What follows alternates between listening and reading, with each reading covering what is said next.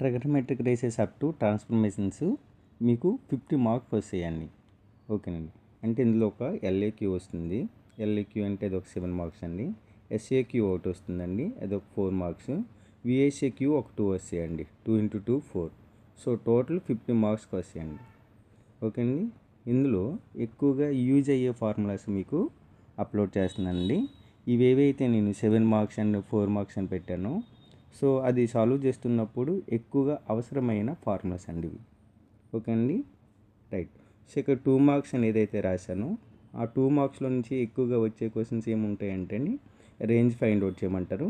అంటే a cos x plus b sine x plus c ఫార్మేట్లు ఉండేటప్పుడు, లేదంటే పీరియడ్ ఫైండ్ అవుట్ చేయమంటారండి. రైట్. డైరెక్ట్గా సైన్ ఎక్స్ కాస్ ఎక్స్ అలాగైతే మీకు తెలుసు కదండి. Sine x cos x cosecant x secant ఎక్స్కి అయితే 2π, టాన్ ఎక్స్ అండ్ కాట్ ఎక్స్కి అయితే π అండి.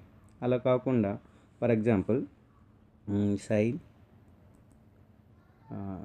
9x + 4 ఇలాగ ఇచ్చారనుకోండి, దీనికి పీరియడ్ ఫైండ్ అవుట్ చేయాలనుకోండి.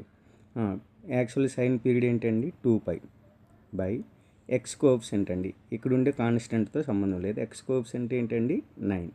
సో ఆ విధంగా సైన్ ఏఎక్స్కి అయినా సైన్ ఏఎక్స్ ప్లస్ బీకి అయితే 2π/a అండి, మాడ్యులస్ ఆఫ్ ఏ అంటే నెగిటివ్ లేకుండా ఉండడం కోసం.